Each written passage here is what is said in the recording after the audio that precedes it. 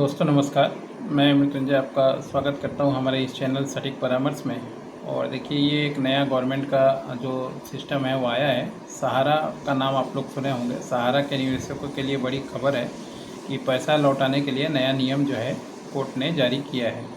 अब आइए देखते हैं कि क्या है ये प्रोसेस, क्योंकि बहुत से लोग हैं जिनका सहारा में पहले से ही पैसा जमा हुआ था और काफ़ी दिनों से उन लोगों का पैसा अटका हुआ था।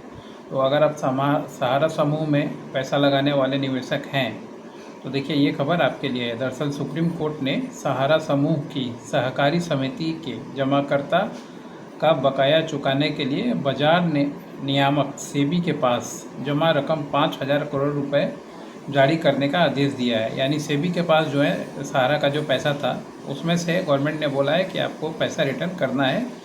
जो भी इसके इन्वेस्टर हैं और इसके पास भी वैलिड डॉक्यूमेंट है उनके पास। न्यायमूर्ति सूर्यकांत और न्यायमूर्ति जया माल बागची के पीठ ने केंद्र सरकार द्वारा दायर किए गए आवेदन के अनुसार सेबी सहारा रिफंड खाते की राशि से जमाकर्ता भुगतान का अनुरोध किया गया है और सुप्रीम कोर्ट के आग्रह को स्वीकार करते हुए अनुमति दी गई है। इसके साथ ही शीर्ष अदालत ने निवेशकों को जारी राशि के वितरण का समय बढ़ाकर 31 दिसंबर 2026 तक किया है। यानी इनका टाइम डेडलाइन भी बढ़ाया गया है। अब 2026 31 दिसंबर 2026 तक जो है इनका पैसा जो है गवर्नमेंट को रिटर्न करना होगा। अब देखिए सेबी को समय देने से इनकार। अब सेबी जो था टाइम मांग रहा था, मगर सेबी क्यों टाइम मांगेगा भाई?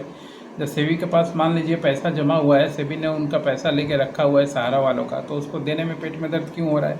या तो खुद को वो हजम करना चाहता है, या मान लीजिए उतना पैसा रखा हुआ है तो उसका कुछ ना कुछ तो इंटरेस्ट वगैरह बनता ही होगा। ऐसी बहुत सारी चीज़ें हैं जो सरकार बोलती नहीं है, मगर पीछे से कुछ ना कुछ तो होता है। अब हालांकि देखिए बाद में सेबी की ओर से पेश अधिवक्ता ने पीठ के इस आदेश को सोमवार तक के लिए स्थगित करने और समय प्राधिकरण के लिए मांगा है और शीर्ष कोर्ट ने समय देने से इनको मना कर दिया। कोर्ट ने कहा कि रकम का हस्तांतरण सुप्रीम कोर्ट के पूर्व न्यायाधीश जस्टिस सुभाष रेड्डी के देखरेख में होगा।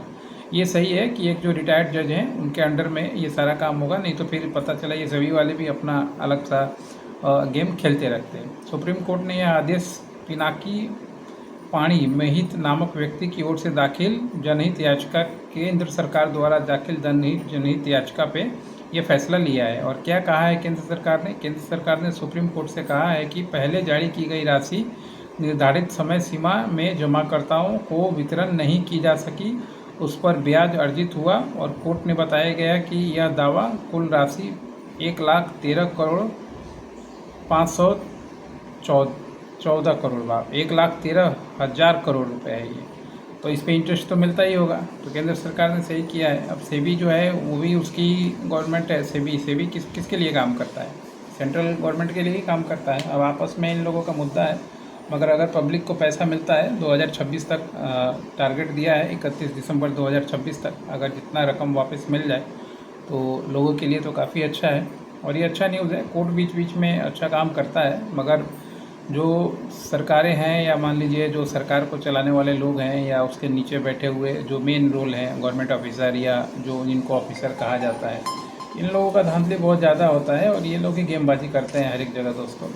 और इन्हीं के लिए जो है मामला कहीं भी बिगड़ता है। ज़्यादातर आप देखिएगा कि ज़्यादा मामला बिगाड़ने वाले लोग ये अफसर टाइप के ही लोग होते हैं। अब देखते हैं आपका भी अगर मान लीजिए पैसा फंसा हुआ है खासकर ये सहारा में, तो जो भी इनका सिस्टम है वेबसाइट में जो इन्होंने दिया था या सभी वालों ने जो हेल्पलाइन नंबर जारी किया था, आप उन लोगों से कांटेक्ट कीजिए और अपना रिसिप्ट और जो भी मान लीजिए कागज़ प्रूफ आपके पास होगा कि जो उन्होंने जो एजेंट आपको देता होगा, तो वो ज़रूर रखिएगा, क्योंकि बिना डॉक्यूमेंट्स तो कुछ होगा नहीं। वो डॉक्यूमेंट्स भी गवर्नमेंट जो है और सभी वाले जो हैं आपसे मांगेंगे। आशा करता हूँ आज का वीडियो आपको अच्छा लगेगा। ऐसे छोटी छोटी खबरें इसलिए हम लोग लाते हैं ताकि मान लीजिए जिनका पैसा फंसा हुआ है उनको थोड़ा सा उम्मीद अगर सरकार की तरफ से मिल रहा है तो उनके पास तो ज़्यादा के गवर्नमेंट इन्फॉर्मेशन पहुँचाएगा ही नहीं, या मान लीजिए बहुत बार होता है लोगों को पता भी नहीं चलता। तो हमारी कोशिश है, बिजनेस में हम लोग हैं तो वीडियोस बनाते हैं ताकि मान लीजिए उन लोगों के पास भी ये खबर मिल जाए और इससे किसी का फ़ायदा हो जाए, तो इससे अच्छी बात कुछ नहीं होगी। बाकी आज के लिए इतना ही। नमस्कार।